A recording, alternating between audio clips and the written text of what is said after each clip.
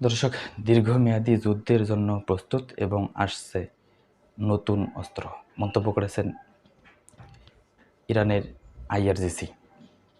ইরানের সামরিক বাহিনীর অভিজাত শাখা আইআরজিসি অর্থাৎ ইসলামিক রেভলিউশনারি গার্ড কর্পস মুখপাত্র ব্রিগেডিয়ার জেনারেল আলী মোহাম্মদ নাইনি বলেছেন, দীর্ঘমেয়াদী যুদ্ধের জন্য প্রস্তুত ইরান এবং এই দীর্ঘমেয়াদী যুদ্ধ মোকাবেলা করার জন্য আমাদের কিছু নতুন অস্ত্র আমরা তুলে রেখেছি।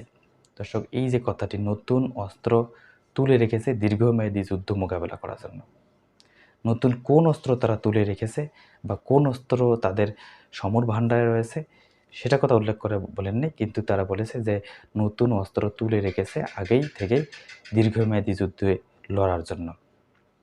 দর্শক, এরপর তিনি আরও একটু হুমকি দিয়েছেন যে এই নতুন অস্ত্রের আঘাতে শত্রুপক্ষের জন্য বয়ে আনবে অত্যন্ত যন্ত্রণাদায়ক একটি অবস্থা, যার আঘাত শত্রুপক্ষর পক্ষ কখনো সহ্য করতে পারবে না, এটিও তিনি বলেছেন।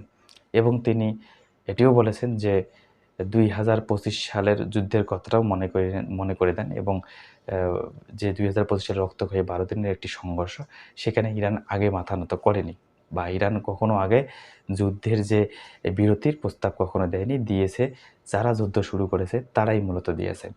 এখানে তিনি আলটিমেটলি বুঝিয়ে দিয়েছেন যে আমাদের যুদ্ধ আমরা শুরু করিনি বা যুদ্ধবিরতির কোনো প্রশ্নই আসে না এবং যুদ্ধ আমরা আরও নতুনত্ব চালিয়ে যাব। যেগুলো ব্যবহার করেছে তারা বলেছে এগুলো ছিল সচরাচর বা এটি সচরাচর যারা ব্যবহার করে এটি ব্যবহার করেছিলাম। আরও কিছু নতুন অস্ত্র তাদের পাইপলাইনে আছে।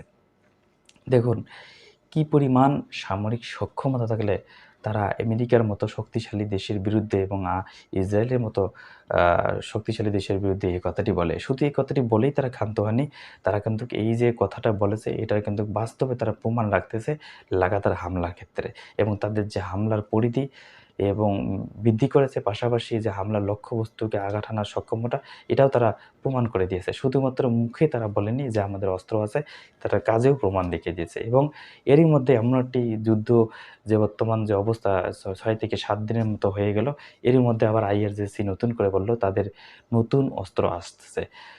দর্শক, নতুন অস্ত্র বলতে তিনি কোন অস্ত্রকে বুঝেছেন অবশ্যই তিনি খোলাসা করে বলেননি। তবে নতুন অস্ত্র যে আইআরজিসি আনতেছে এই যুদ্ধে, এটির অপেক্ষায় পুরো বিশ্ব। আসলে তাদের কাছে মিসাইল আছে নাকি পারমাণবিক অস্ত্রের যে সন্দেহ করা হয়েছিল সেটি আসে, সেটি দেখার বিষয়। দর্শক, ইরানের এই আইআরজিসির মন্তব্যকে আপনারা আপনাদের দৃষ্টি থেকে কীভাবে দেখতেছেন যে নতুন অস্ত্র আসতেছে জানিয়ে যাবেন। ধন্যবাদ।